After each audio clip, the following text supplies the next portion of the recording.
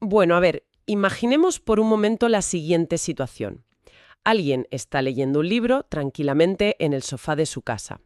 Las páginas pasan, la trama avanza, el suspense crece, pero de repente esa persona se da cuenta de que el verdadero villano de la historia, el que está manipulando absolutamente todos los hilos y ocultando información vital, es su propio cerebro.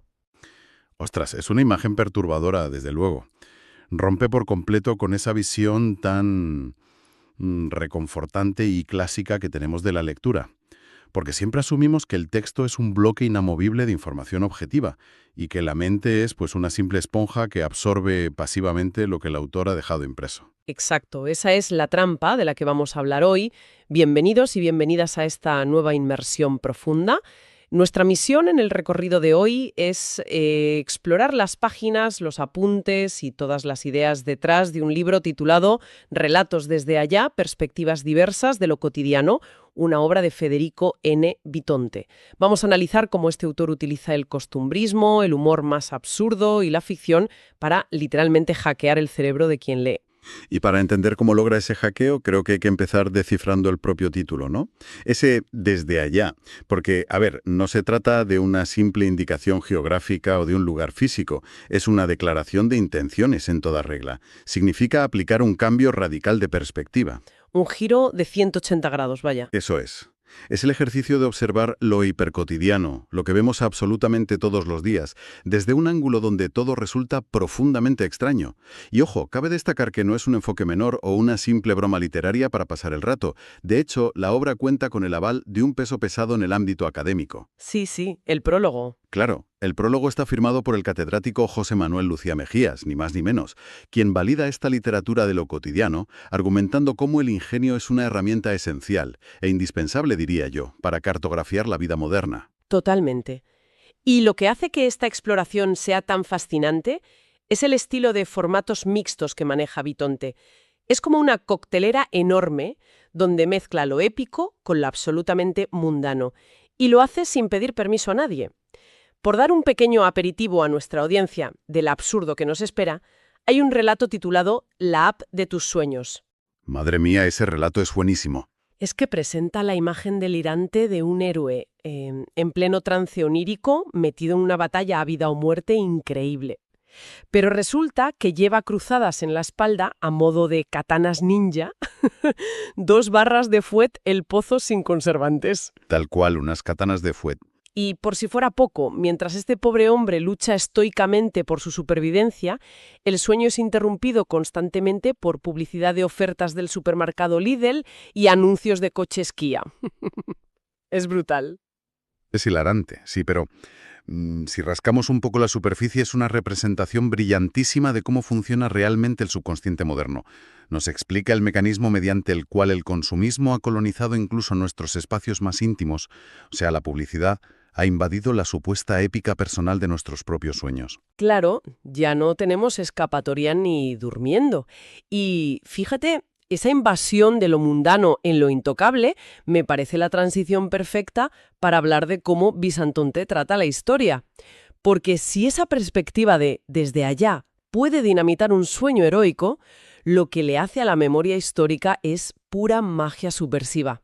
Transforma los grandes textos sagrados, esos que hemos estudiado todos en el colegio, en puros cotilleos de barrio. Y aquí es donde entra de lleno Crazy Juana. ¡Ay, Crazy Juana! Este relato es un manual paso a paso de cómo desmontar narrativas oficiales. A ver, la historia que se enseña en las instituciones es, por su propia naturaleza, una construcción higienizada. Son figuras de mármol, impolutas, intocables, siempre movidas por grandes ideales de Estado. Y lo que hace el autor aquí es, pues, atar una cuerda a ese mármol y arrastrarlo sin piedad alguna al barro del chisme vecinal más absoluto. Es salseo puro y duro. Y el resultado es divertidísimo. Para empezar, a los reyes católicos les quita todo su tratamiento de majestades y pasan a ser simplemente Isa y Ferchu, así como si fueran los vecinos del quinto. Exacto. Isa y Ferchu. Y la famosa crisis sucesoria de Juana la Beltraneja se convierte en el gran cotilleo del portal, porque el relato nos cuenta que esta sobrina de Isabel era, según los rumores de pasillo, hija del rey Quique y de su mejor amigo, un tal Beltrán. Ya, es que el texto maneja los rumores con una sutileza maravillosa, reduciendo problemas gravísimos de estado a simples favores entre amigos. Pero donde el relato brilla de verdad es en lo que podríamos llamar la deconstrucción logística de la historia. Pensemos en cómo aparece Cristóbal Colón en esta versión. A ver, cuenta, cuenta. No es ese gran explorador guiado por las estrellas que nos han vendido. Es un italiano llamado Cristóbal a secas, que tiene muchísima verborrea, se cuela en palacio porque sí, y convence a Isa con su labia para que le financie unas carabelas super sport. Unas carabelas Super Sport, es que hay que tener imaginación. Pero a ver, un momento, porque aquí es donde la mente me estalla un poco con este relato. Según tengo entendido, toda la geopolítica de la época colonial y las alianzas de la corona española suceden porque Ferchu y su mujer no eran capaces de madrugar. O sea, me cuesta creer que se pueda sostener una sátira histórica entera sobre una base tan absurdamente ridícula. Bueno, es que esa es precisamente la genialidad del mecanismo que usa Vitonte. Plantea una cadena de causalidad disparatada. El autor nos dice que Isa y Ferchu siempre llegaban tarde al reparto de nombres para sus hijos, y por eso siempre les tocaban los mismos nombres aburridos y repetitivos. Entonces, para solucionar esto, Ferchu, que en el relato es descrito como un fanático de la tecnología, vamos, un early adopter de la época, Sí, el típico que se compra el último modelo de todo. ese mismo. Pues Ferchu decide comprar el primer despertador del mundo, que, para quienes nos escuchan y se estén imaginando un reloj de cuerda o un mecanismo de engranaje súper complejo, aclaremos que el dispositivo de alta tecnología era literalmente un gallo metido a presión en una jarra de cristal por un herrero local. Así es, un gallo en una jarra. Y gracias a ese absurdo artefacto, logran levantarse temprano, por fin, llegan a tiempo al registro y consiguen llamar Catalina a su hija menor.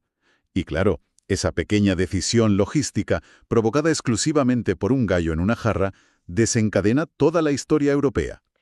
Madre mía, el efecto mariposa de la jarra. Totalmente. Porque Catalina, a quien en el relato llaman Katy, se va a Inglaterra, tiene una hija llamada María, y ésta se dedica en sus ratos libres a cocinar disidentes religiosos. Originando, claro, según el texto, el famoso cóctel Bloody Mary. Es que todo este árbol genealógico demencial desemboca en Juana, la verdadera Crazy Juana.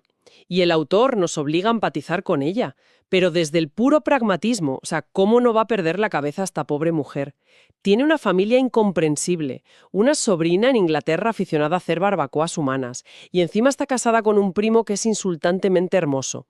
Más que un libro de texto aburrilo, la historia contada así parece un grupo de WhatsApp familiar lleno de reproches, mensajes pasivo-agresivos y audios de 5 minutos.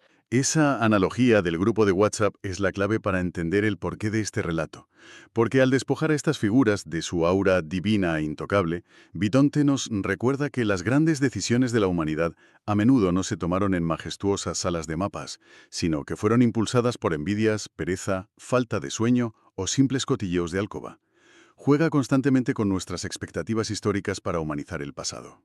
Y si en Crazy Juana juega con lo que esperamos de la historia, en la siguiente parada de nuestra inmersión profunda juega directamente y además sin piedad ninguna con nuestros propios prejuicios personales. Que esto nos devuelve a la idea del principio de la que hablábamos, el cerebro autocompletando la realidad y engañándonos descaradamente. Sí, así es. El autor demuestra un principio psicológico brutal. A ver, para engañar a la audiencia no hace falta mentir en absoluto. Solo hay que colocar estratégicamente un par de piezas de información inocua y sentarse a observar cómo los sesgos cognitivos de quien lee hacen todo el trabajo sucio. Y el relato 45 es el ejemplo perfecto de este fenómeno. Vamos a diseccionar un poco cómo funciona esta trampa, pero dejando clarísimo a la audiencia que no haremos ningún spoiler del final. Quien escuche esto tiene que vivir el vuelco por su cuenta porque merece la pena. La premisa del relato es bastante sencilla. Conocemos a Noah y a Ernesto, llevan una vida rutinaria, súper tranquila. Noah se compra un abrigo elegante en el Corte Inglés, luego juega un partido de pádel y después queda a tomar algo con una amiga que se llama Julia. Y durante esa charla casual, Noah menciona de pasada que al día siguiente tiene un análisis de sangre y que debe presentarse en ayunas. Vale, pues fíjate en cómo está construida esa estructura narrativa. Al presentar un entorno tan seguro, tan cotidiano, tan normal, y de repente introducir el elemento clínico de una prueba médica, el texto activa de inmediato lo que en psicología se conoce como anticipación de la pérdida. Ostras, claro. La mente de quien lee asume automáticamente el rol de guionista de tragedias de Hollywood y se prepara para el peor escenario catastrófico posible. Totalmente. Es que uno empieza a imaginarse el drama. Casi puedes escuchar la música triste de violines de fondo mientras lees. Pero entonces llega el final del relato. Y como decíamos, sin revelar qué ocurre exactamente, sí podemos decir que el desenlace da un giro espectacular, que se basa única y exclusivamente en biología y medicina. Y justo en ese instante te das cuenta de que el autor jamás especificó nada de lo que tú dabas por hecho. Nuestra mente asumió cosas fundamentales sobre la identidad de Noah y sobre de qué trataba realmente el examen médico, basándose únicamente en qué ropa se compraba en el Corte Inglés o con quién tomaba un café. Es un bofetón de realidad fascinante. O sea, revela hasta qué punto nuestros estereotipos y prejuicios están tan interiorizados que escriben la historia por nosotros sin que nos demos cuenta. El cerebro sencillamente no soporta el vacío de información, así que rellena los huecos con lo primero que tiene a mano, que suelen ser sesgos. Y este mecanismo de destruir lo que creemos inevitable se explora también, aunque de una manera muy distinta, en el relato La luz al final del túnel. Este relato es tremendo, de verdad. Nos presenta a dos roedores. Por un lado está Rodolfo, que es un ratón de campo, robusto, muy acostumbrado a la crudeza de la naturaleza. Y por otro lado tenemos a Alberto, que es un hámster de ciudad, muy refinado él, que escapó de una casa y ahora viaja por las tuberías. Y Alberto, en su inmensa pedantería, siempre habla de la experiencia casi mística de viajar por la oscuridad buscando esa luz al final del túnel. Que es, de nuevo, un constructo puramente humano. O sea, la luz al final del túnel es la metáfora por excelencia de la esperanza en nuestra cultura. Tanto a nivel literario como cinematográfico, estamos completamente adiestrados para creer ciegamente que si un personaje atraviesa la oscuridad más absoluta y de pronto ve un destello luminoso, lo que le espera es la salvación o el renacimiento. Claro, lo tenemos comprobadísimo. Entonces, resulta que un día Rodolfo está tranquilamente en su entorno natural y de repente su visión se oscurece. Siente que es forzado a entrar en un túnel oscuro y muy estrecho. Siente un abrazo constrictor, brutalmente fuerte, que lo inmoviliza por completo. Intenta avanzar hacia una luz que ve a lo lejos, creyendo ciegamente en esa historia esperanzadora de Alberto, pero claro, no puede moverse. Y la luz simplemente se aleja y desaparece. Y bueno, aquí voy a parar porque el final queda abierto para nuestra audiencia, pero la implicación es bastante clara. Aunque como abogada del diablo tengo que preguntar esto. ¿No es un poco cruel por parte del autor? Es decir, ¿engañar de esta manera a quien lee usando la esperanza casi como un cebo malicioso? Ya. A ver, es una reacción muy natural sentir que el autor ha sido un poco sádico en este punto, pero la dura realidad es que el autor es el único que ha sido honesto desde la primera línea. Él describe físicamente, paso a paso y con una precisión biológica asombrosa, un evento rutinario en la cadena trófica de la naturaleza. No hay engaño ahí. Quien ha empaquetado el concepto de túnel oscuro y luz con un precioso lazo de esperanza hollywoodiense es la audiencia. Vicionte aquí simplemente subvierte esa ilusión de inevitabilidad narrativa, destruye por completo la idea de que los buenos siempre se salvan solo por tener esperanza. Lo cual, fíjate, nos lleva a una reflexión bastante inquietante, porque a veces el verdadero monstruo de una historia no es un giro macabro de guión, ni un depredador oculto en el campo. A veces, el verdadero terror reside en los sistemas en los que estamos atrapados todos los días, ya sean sistemas burocráticos o emocionales.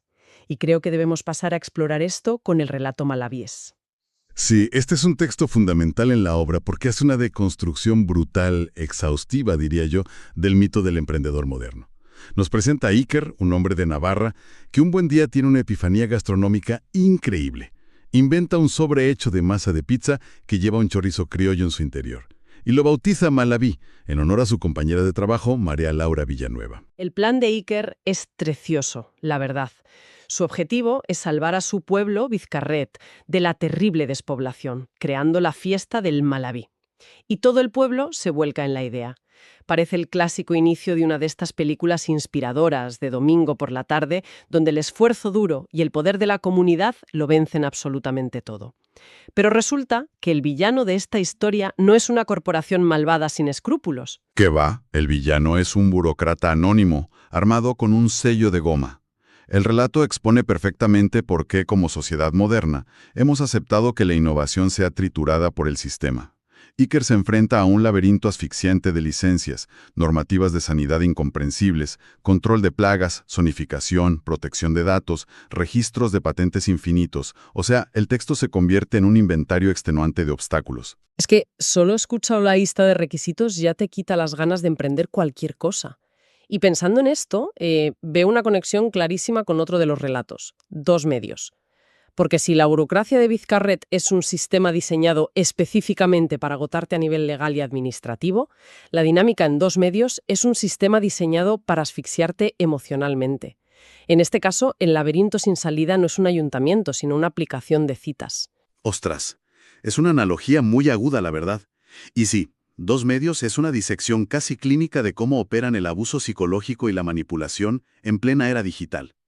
Muestra a una persona insegura que simplemente busca una conexión genuina, pero que por desgracia cae en las redes de una personalidad narcisista y dominante. Y lo verdaderamente escalofriante de este relato es cómo explica el mecanismo interno de este abuso a través de una simple pantalla. Exacto, porque el aislamiento digital funciona de manera muy distinta al físico.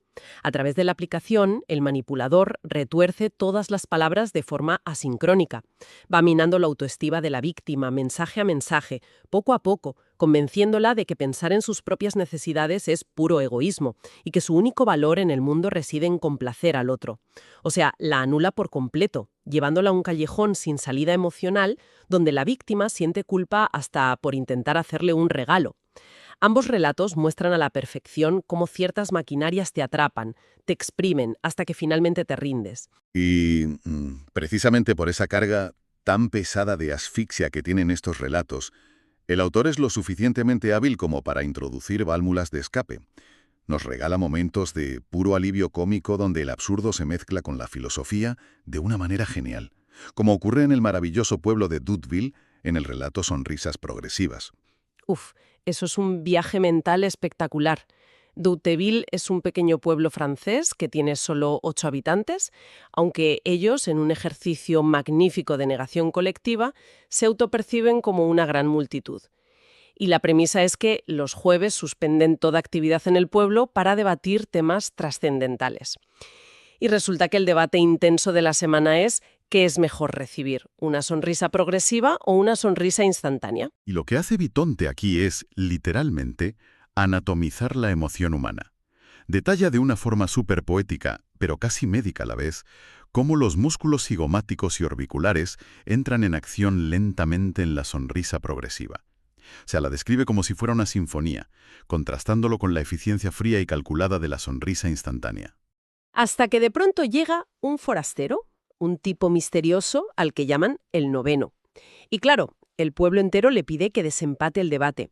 Y aunque mantendremos el misterio de su respuesta exacta para no arruinarle la lectura a nadie, sí diré que la solución que plantea este forastero introduce un concepto sobre la percepción del tiempo y la autenticidad humana que es simplemente brillante. Condensa muchísima profundidad en poquísimo espacio. Algo que, por cierto, también logra en el microrrelato Mentira, cuyo texto íntegro, de principio a fin, es el siguiente. Acá no dice nada. Ya, es la paradoja del mentiroso clásica de toda la vida, pero ejecutada magistralmente en un segundo de lectura, porque si el propio texto afirma que no dice nada, inevitablemente ya te está comunicando algo, rompiendo así su propia premisa inicial. Es un juego de lógica puro y duro. Pero bueno, más allá de los juegos lógicos y las críticas sociales tan ácidas, hay otra capa en la obra de Vitonte que resulta muy inspiradora para quien lee. Y es su enorme capacidad para encontrar la épica y la leyenda en lo cotidiano. Y cuando digo cotidiano, a veces me refiero a nivel celular, literalmente. Hablemos de las hazañas de los héroes silentes. Orilla de Cantar de Gesta. La trama narra una batalla a muerte, épica, que ocurre dentro del torrente sanguíneo de una doncella llamada Marcela. Y el gran héroe de esta enorme epopeya no es un caballero de brillante armadura, sino un valiente leucocito llamado Alonso Blanco. Y ojo, porque las referencias literarias aquí no dan puntadas sin hilo. Llamarlo Alonso evoca inmediatamente a Don Quijote, claro, el idealista dispuesto a luchar contra monstruos insuperables por el bien común. y blanco hace referencia obvia a su naturaleza de glóbulo blanco. Marcela, por su parte, es un guiño directísimo a la famosa pastora rebelde de la primera parte del Quijote, que es una figura que simboliza la autonomía y la libertad. Claro, y lo hermoso del mecanismo de este relato es el enorme contraste que genera. Porque mientras Marcela sigue con su vida mundana y cotidiana, totalmente ajena a todo, en su interior está ocurriendo un sacrificio heroico sin precedentes. Alonso Blanco lleva a cabo una fagocitosis épica para destruir a una bacteria invasora. Es una forma preciosa de romantizar y honrar esos procesos biológicos invisibles que nos mantienen con vida cada segundo del día sin que les prestemos la más mínima atención. Total. Es que crea mitología desde la invisibilidad más absoluta. Una creación del mito que, por cierto, también vemos en el mundo exterior en el relato El oficio del pescador. Aquí se nos presenta una dinámica entrañable, súper tierna, entre dos generaciones distintas. Por un lado tenemos a Roberto, un experto pescador de 74 años que es guardián de 1000 secretos del oficio. Y por otro a Vicente, un niño de 8 años que aprende todo el oficio de oídas, completamente fascinado por las historias épicas de su mentor. Sí, pero hasta que ocurre el desastre inevitable, porque Roberto decide confiar ciegamente en Vicente y le presta su mejor equipo de pesca. Pero claro, cuando el niño, lleno de ilusión y de ganas, hace su primer lanzamiento al agua, la caña, que estaba reseca por el desuso y el paso implacable del tiempo, se parte en pedazos. Es el retrato de la frustración absoluta para el pobre chaval. Sin embargo, días después, durante una gran comida familiar, Roberto le pregunta a Vicente, delante de absolutamente todos, cómo le fue en su gran día de pesca. Y el chaval, con una picardía increíble que te saca una sonrisa, responde con total seriedad que el pez que picó en el anzuelo era tan descomunal que rompió la caña en 3 partes él solo. Y ese momento exacto, fíjate, es el nacimiento de un pescador de verdad. Es ver cómo se forja una leyenda en tiempo real frente a tus ojos. La moraleja que extraemos de aquí es que la verdad objetiva del incidente, o sea, la caña reseca, carece de importancia por completo. Lo que realmente importa de verdad, lo que sobrevive al tiempo y une a las personas, es el relato. Totalmente de acuerdo. De hecho, esta idea de que el relato es inmensamente superior a los hechos roza el absurdo más divertido en Una anécdota con Iago Aspas. Es el texto que perfectamente podríamos bautizar como la no anécdota, porque trata sobre un encuentro casual que nunca jamás existió, enmarcado en un partido de fútbol en el que el propio jugador ni siquiera participó y que para colmo de males el propio autor no pudo ni ver por televisión. Y a pesar de que la anécdota es la más absoluta nada, se cuenta con un orgullo y una intensidad tremendas. Es una celebración del vacío muy, pero que muy propia de la posmodernidad en la que vivimos. Esa necesidad de ver cómo adornamos la nada absoluta para sentir que formamos parte de algo más grande. Pero bueno, para ir cerrando nuestro análisis de estos relatos, creo que debemos adentrarnos en la sección final del libro, donde el tono da un giro brusco hacia la oscuridad, el thriller policial y la paranoia. Sí. Esa parte donde la propia mente deja de ser un simple guionista de prejuicios para convertirse directamente en el peor enemigo posible. Hablemos de Amores que matan, porque esto es novela policial clásica pura y dura. Tenemos al inspector Morinas, cuyo apellido, fíjate, si le damos un par de vueltas a las letras, es un clarísimo anagrama de sin amor, y este inspector investiga a un individuo muy peculiar, excesivamente solitario y reservado, que se llama un genio tánatos. Ojo, porque el uso de los nombres aquí es fundamental para entender toda la atmósfera del relato. En la mitología griega, recordemos, Tánatos es la personificación de la muerte no violenta, la muerte suave, por así decirlo. Y es que el nombre le viene como anillo al dedo, porque un genio es un hombre muy solitario que busca desesperadamente conexión humana. Así que se dedica a escribir y enviar cartas físicas, unas cartas muy hermosas y cuidadas, a mujeres que le atraen. Pero de pronto surge un misterio macabro de la nada. Todas esas mujeres aparecen muertas. No hay ningún signo de violencia. Las habitaciones están siempre cerradas por dentro. Y todas, absolutamente todas, sostienen en la mano la carta de un genio. Y la situación ya escala a lo bestia cuando su propio amigo, Jerónimo, cae fulminado en plena calle segundos después de abrir una de estas dichosas cartas. Es brillante. Es la premisa perfecta del clásico misterio del cuarto cerrado, pero con un componente de terror psicológico añadido muy potente. El texto nos va explicando cómo el inspector Morinas interroga a un genio, cómo la policía vigila su casa día y noche sin descanso, pero las piezas del puzzle simplemente no encajan. Un genio tiene coartadas sólidas como rocas, y de hecho parece tan devastado y tan confundido como los propios investigadores. El relato construye poco a poco un enorme dilema moral sobre el peso asfixiante de la culpa y los efectos letales que puede tener la soledad extrema. Por supuesto, vamos a dejar el desenlace de este tremendo misterio en el aire, porque la resolución es de esas que dejan a la audiencia dándole vueltas a la cabeza durante días y noches. Y bueno, si hablamos de obsesiones y de mentes que se vuelven por completo en contra de uno mismo, el broche de oro definitivo de este análisis tiene que ser una cosa no quita la otra.